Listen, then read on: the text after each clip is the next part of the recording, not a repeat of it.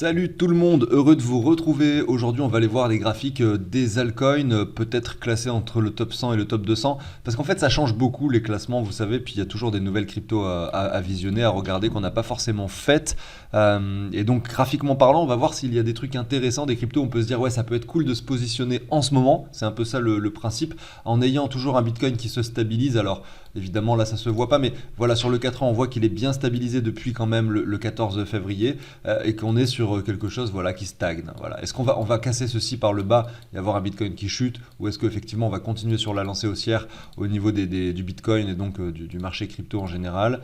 C'est la question qu'on se pose. En tout cas, ce qui est sûr, c'est que ça peut être pertinent de vendre du Bitcoin pour des altcoins. Et si on veut pas trop se prendre la tête simplement pour de l'Ether, qui se trouve actuellement sur une stabilisation également qui dure depuis le mois d'octobre. Voilà, ça fait depuis le mois d'octobre que l'Ether finalement tente de reprendre de la valeur par rapport au Bitcoin avec difficulté. Et on sait que souvent, ça met du temps à se construire. Donc de là, on est quand même sur 6-7 mois. Donc le retournement, peut-être qu'il est proche. Et puis si jamais on vient voilà, au niveau du graphique de l'Ether par rapport au Bitcoin qu'on a sous les yeux actuellement, si on vient casser cette ligne, ça remettra bien sûr tout en question.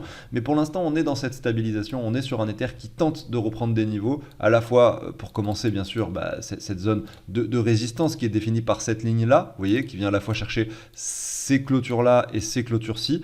Il y a eu l'excès baissier ici, voilà, mais bon, je ne le prends pas du coup en compte. C'est un point de résistance. Si on vient s'en affranchir, voilà, on part réellement pour probablement une alt season.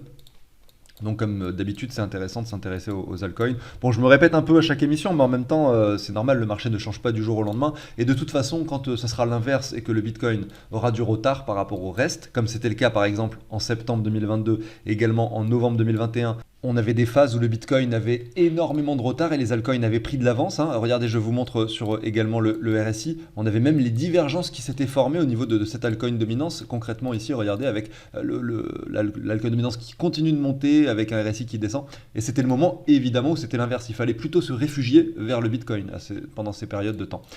Et ça, quand ça sera le cas, je vous en parlerai de nouveau. Je vous dirai, voilà, le graphique aujourd'hui nous dit il faut plutôt se séparer des altcoins pour aller vers le Bitcoin. Mais ce n'est pas du tout le cas en ce moment.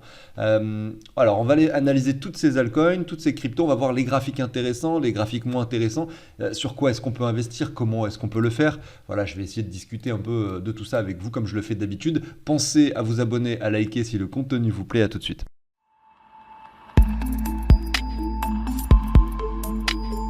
On est parti, je commence avec deux sujets, le petit jeu auquel je joue et plein de gens d'ailleurs qui suivent mes vidéos jouent maintenant, on est déjà je sais plus combien dans le groupe, 118 membres dans la Smalahote.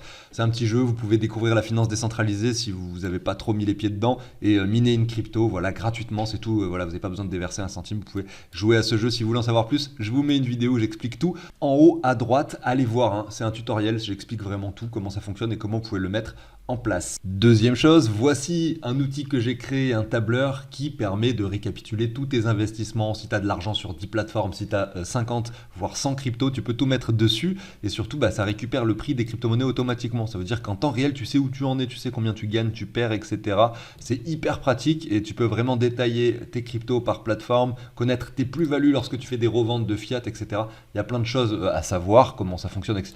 J'ai créé une vidéo pour ça également qui explique en détail comment cet outil fonctionne. Je la mets ici en haut à droite, n'hésite pas à y jeter un œil et tu as tous les détails pour l'obtenir dans la description de cette vidéo. Alors le Bitcoin, très rapidement avant d'enchaîner avec les analyses des altcoins, effectivement on nous a trouvé un bottom ici en novembre 2022, il est monté vite sans laisser l'espoir aux gens de racheter. Pourquoi? Parce que ici en fait ce qui s'est passé c'est qu'on est revenu au 38,2, on n'est même pas venu au 0,5 et on a continué sur la poussée. C'est ce qui se passe souvent, c'est-à-dire que là, on ne laisse pas la chance aux investisseurs, on ne laisse pas une seconde chance. Là, vous pouvez acheter, mais derrière, vous ne pouvez plus. Ça ne fait que monter et c'est difficile de choper les retracements. Et ça ne sera pas tout le temps le cas. Il y a un moment où on va avoir une chute conséquente, très importante, sur laquelle il faudra saisir un achat. Mais ça sera aussi un moment où on n'aura plus du tout envie d'acheter. Voilà, c'est toujours ça le piège. D'ailleurs, c'est marrant parce que j'ai un groupe avec ma famille, effectivement, on parle de crypto, etc. Il y a mon cousin ce matin qui me dit, mais c'est quand il veut qu'il retrace le Bitcoin. Il retrace quand il veut parce que je commence à en avoir marre, en fait. Enfin, sous-entendu, je commence à en avoir marre de le voir monter. Et puis, alors que je n'ai pas forcément suffisamment acheté, etc., j'ai l'impression de rater un peu le train. En tout cas, c'est tous les messages sous-jacents que j'avais compris dans ce petit message. C'est quand il veut qu'il retrace le Bitcoin. Et moi, je lui réponds, mais il y a moyen qu'on aille quand même aux 57 000 avant. Enfin, c'est possible, c'est pas sûr, mais c'est possible. Faut s'y préparer, quoi, psychologiquement. Si tu as l'impression de rater le train, eh bien, ça risque d'être encore pire là-haut, aux 57 000. Et puis après, il me dit, mais du coup, après, il va retracer quand même. Et moi, je lui réponds, bah, en fait, et c'est ça, c'est intéressant, c'est cette phrase, c'est de la psychologie inversée. Le moment où ton envie d'acheter atteint son paroxysme, en général, c'est le moment où ça va chuter, où ça chute même. Et puis, le moment où tu as le moins envie d'acheter, généralement, c'est le moment où ça va monter. C'est vraiment inversé. Ça, j'arrive beaucoup mieux à le cerner et à le vivre, et à le comprendre en tout cas, que lors du bear market précédent. C'est cette phrase que je viens d'expliquer. C'est-à-dire qu'à l'époque, vraiment, quand on est descendu aux 3800, mais moi, pour moi, c'était la fin du monde, quoi. J'avais pas du tout envie d'acheter des cryptos. Alors qu'en fait, c'était évident qu'il fallait le faire. On était en train de construire un énorme, magnifique W mensuel et hebdomadaire. Et pareil, quand on est monté ici aux 14 000, dès qu'on est revenu sur les 10 000, j'ai pas pu m'empêcher d'acheter ici, juste avant le crash Covid en fait. Ce que je veux dire, c'est que c'est toujours comme ça, toujours, toujours, toujours. Et donc, c'est pour ça que c'est intéressant de regarder le Fear and Greed en parallèle, parce que le Fear and Greed, il nous donne cette information. Vous pouvez la voir justement avec les gens de votre entourage, etc., ou de vous-même, comment vous ressentez les choses. Mais là, on est sur les 72. Donc peut-être qu'on n'a pas encore atteint ce cap où vraiment tout le monde passe à l'achat. Où tout le monde se dit, voilà, là, je suis clairement en train de rater le train, il faut que j'achète. Ça, quand ça sera le cas, je pense qu'on aura le Fear and Greed encore un petit peu plus haut. L'aiguille, vous voyez ici au 95, à ce moment-là, peut-être que vous, si vous parlez un peu de crypto à votre famille de temps en temps et que ça les travaille un peu, ce sera peut-être là qu'ils vont acheter ou qu'ils vont se dire, mais il faut que j'achète absolument des cryptos. Et quand ça sera le cas, ça sera le moment de revendre, évidemment. En tout cas, ce sera le moment de s'inquiéter au niveau du futur, des semaines, des mois qui viennent. Et c'est déjà le cas, il faut déjà s'inquiéter, hein, parce que quand on voit cette hausse, il ne faut pas non plus prendre des risques démesurés en faisant un all-in maintenant. Admettons, j'ai 50 000 balles à investir maintenant, acheter du Bitcoin, donc acheter un Bitcoin aujourd'hui pour se dire, voilà, c'est le meilleur moment pour acheter. Dans le meilleur des cas, au paroxysme du bull run, vous allez faire un x2,5, donc on va passer de 50 à 120 000 par exemple. Mais malheureusement, avant ça, vous risquez de vous prendre un moins 50% très facilement dans la tête. Et dans les dents, ça peut faire très mal et peut-être même vous faire revendre au pire moment. Et en fait, vous allez du coup pas forcément profiter de ces bénéfices futurs. Donc c'est vraiment pas simple l'investissement. Et moi, je vous le dis, hein, dans mon entourage, je ressens quelque chose qui se passe depuis, on va dire, 3 semaines, un mois. C'est-à-dire des personnes qui s'intéressent réellement aux cryptos, qui s'intéressaient peut-être avant, il y a 2 ans, 3 ans, et qui s'y réintéressent maintenant, ou alors des nouvelles personnes qui s'y intéressent, parce que ça fait, moi je parle de ce que je fais, voilà, les personnes ils m'interrogent des fois, qu'est-ce que tu fais dans la vie, etc. Je leur dis, ils s'en foutent complètement la plupart du temps, surtout en plein bear market, et quand ça monte, quand ils en entendent parler je ne sais où, bah, c'est là qu'ils vont vraiment m'en parler de nouveau. Et pourquoi ? Parce qu'ils ont un intérêt à le faire, ils se disent peut-être que moi aussi je peux gagner de l'argent avec ça, etc. Donc c'est là où j'essaye de les raisonner un peu, ou en tout cas de dire ce que vraiment je pense du marché, mais ça ne sert pas à grand chose en réalité. Quand quelqu'un a quelque chose en tête, il le fera. S'il veut vraiment acheter, il le fera. Et je ne vais pas le décourager d'acheter non plus. Et je vais juste dire, par exemple, moi je pense que, j'explique le contexte de marché.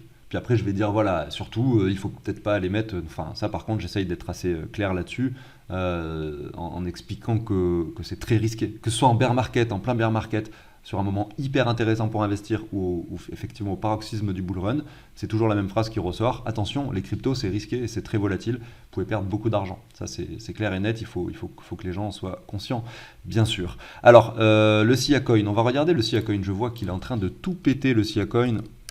Pour le coup, c'est un projet de cloud storage.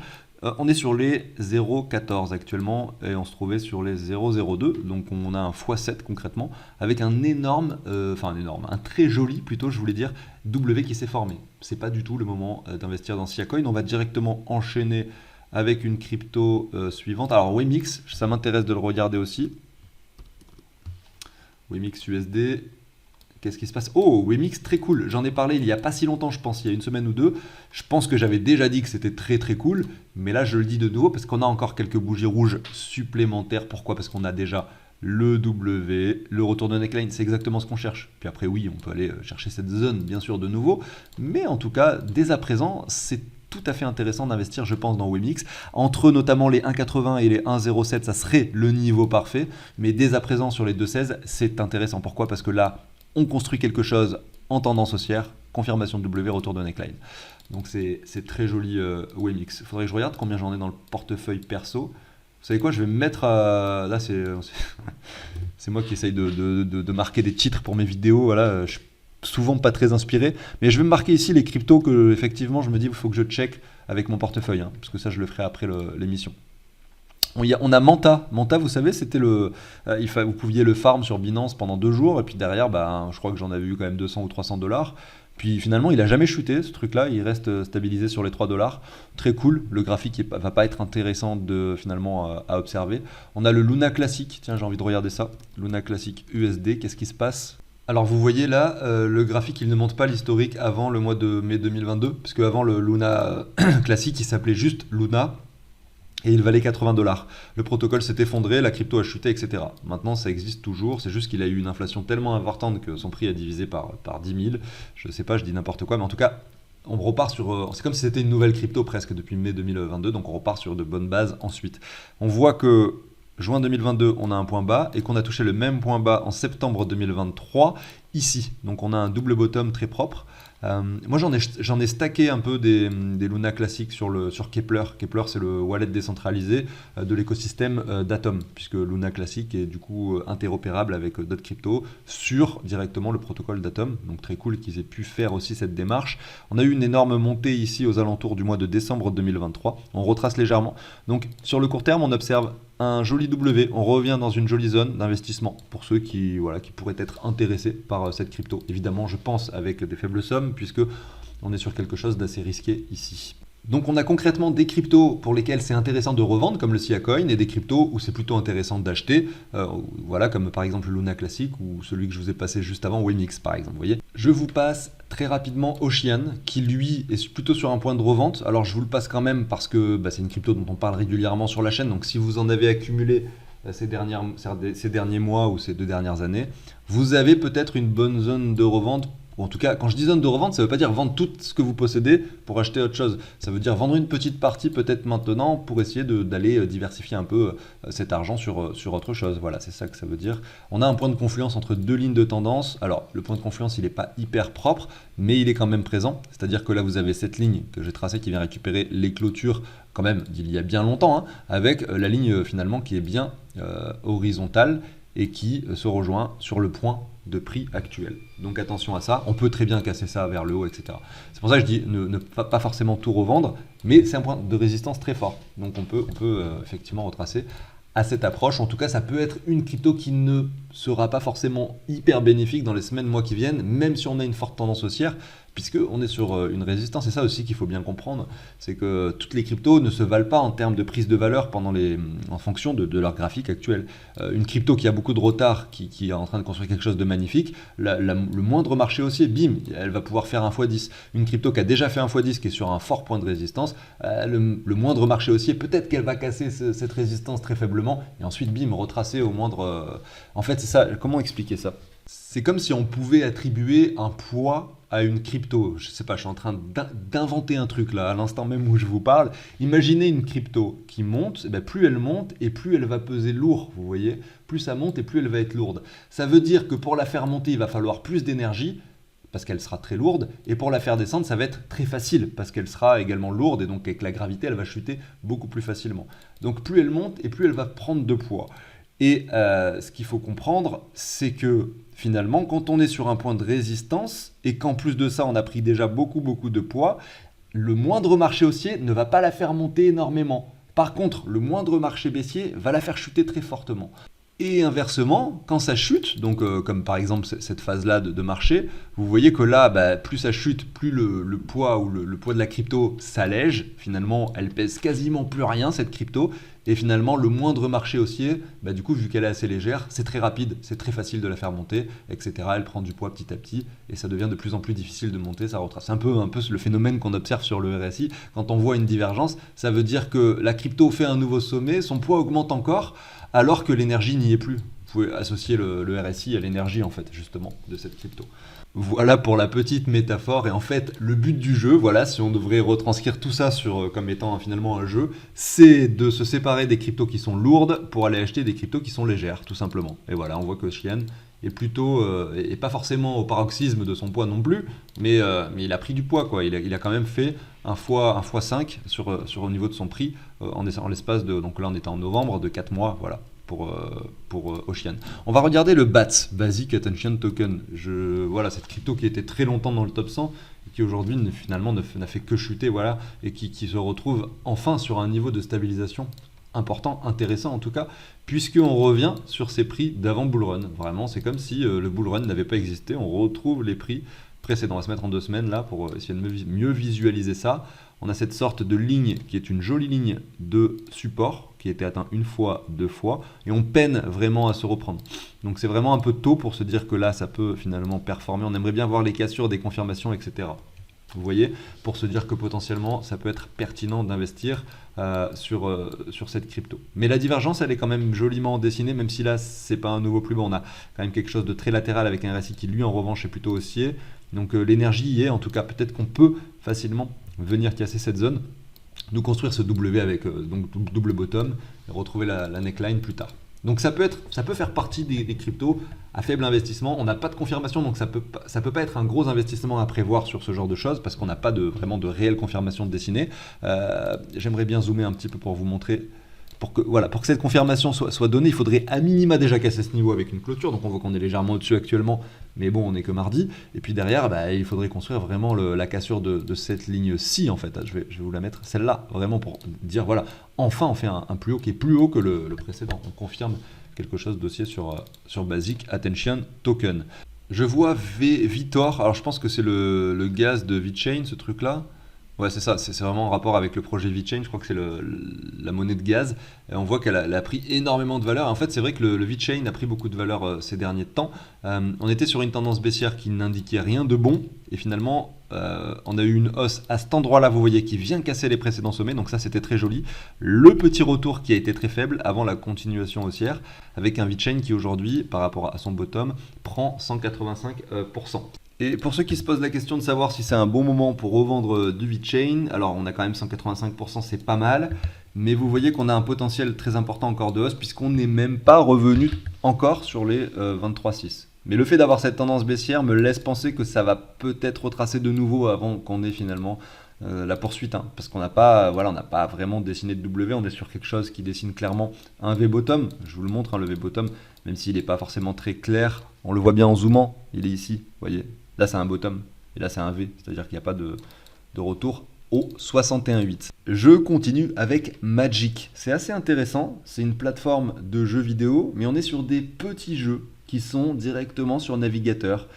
C'est pas forcément hyper pratique, mais ça va. Ça le fait. J'ai pu jouer un peu au jeu, c'est plutôt intéressant, plutôt pas mal.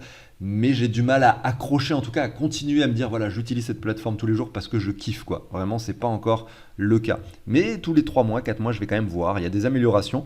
C'est de mieux en mieux, donc c'est cool. Et la crypto, elle est pas mal graphiquement. Donc c'est intéressant, pourquoi pas, de s'y référer de temps en temps, enfin de regarder son graphique. Et on voit qu'on a cette légère tendance haussière, le point bas ici qui date du coup de septembre 2023 qui est plus haut que le point bas précédent. Ce qu'on attend évidemment pour avoir une confirmation bullish sur cette crypto, c'est la cassure de ce niveau qui représente les 1,73$. Si ça arrive, vous allez avoir un joli point d'achat. Et pour les plus téméraires d'entre vous, dès à présent, vous avez un très joli point d'investissement parce qu'on est encore en plein milieu d'un potentiel futur W sur Magic. Je finis avec une crypto qui s'appelle Dent. C'est un projet finalement qui permet d'obtenir des eSIM. Il y en a peut-être plein d'entre vous qui ne savent même pas ce que c'est, mais grosso modo, ça vous permet d'avoir une carte SIM. Si vous voyagez à l'étranger, que effectivement votre forfait ne vous permet pas de passer des appels là-bas ou d'avoir des gigas là-bas, etc., des données, eh bien vous pouvez en acheter une, vous l'installez très rapidement sur votre téléphone et bim, vous avez Internet.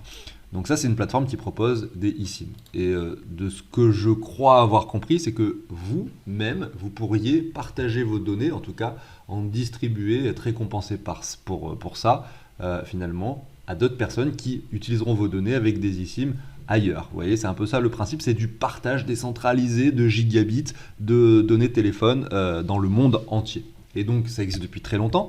Je pense qu'il y a eu pas mal d'évolutions et surtout le graphique est très intéressant. C'est pour ça que je vous en parle. Parce que regardez, on est venu ici aux alentours, bon, je ne vais pas dire le chiffre parce qu'il est extrêmement faible, on va dire les 87, et puis on se stabilise sur cette zone depuis le mois de juin 2022. Et la stabilisation est très propre, très jolie sur Dent, et on voit que, pareil, le RSI nous montre une certaine énergie, en tout cas se produire avec une hausse en cours, un RSI qui est clairement en tendance haussière, avec le range qui est toujours bien présent. Donc le graphique ici est magnifique, vraiment magnifique, je dois le dire.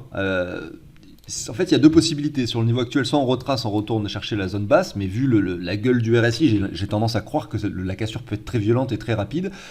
Soit finalement on la casse, on reteste la neckline ou pas, mais en fait on monte sur des niveaux bien plus importants. J'ai pas beaucoup d'historique là. On était quoi en 2021? Ah si, bon. On voit que la crypto était sur les 0,8 centimes. Donc en fait, si on prend le prix actuel et qu'on comprend ce sommet-là, sur l'historique, je peux simplement voir, on est sur du 500%. Voilà. Donc ça peut valoir le coup de le tenter. Je pense que là, on n'a pas tout l'historique du graphique et que c'est une crypto qui peut être extrêmement volatile au vu de sa capitalisation. Donc méfiance, elle est 355e, capitalisée à hauteur de 130 millions de dollars. Voilà, et franchement, allez checker le site si vous voulez savoir comment la crypto est utilisée, comment est-ce que le token Dent finalement peut avoir une utilité sur la plateforme, etc. pour essayer de comprendre si vraiment ça vaut le coup. Voilà, j'ai pas forcément fait ce travail, moi je vois simplement un graphique magnifique ici dont je voulais vous parler pour clôturer cette émission. Merci à tous de m'avoir écouté, je me rajoute d'ailleurs le Dent ici. Franchement, c'est les deux cryptos que je vais aller checker pour voir si j'en ajoute dans le folio. D'ailleurs, je suis curieux sur quoi. Ouais, malheureusement, c'est que sur la blockchain d'Ether, donc c'est chiant, les frais sont hyper chers. Hein. C'est-à-dire que si je veux le faire sur Abi Wallet, ça va me coûter. Ah ouais, mais il est sur Binance. Ben voilà, le problème il est résolu. Si j'en achète, ça sera sur Binance. Voilà. Ben écoutez, je vous souhaite à tous une excellente journée. À très bientôt. Probablement demain. Ciao tout le monde et prenez soin de vous. Ciao.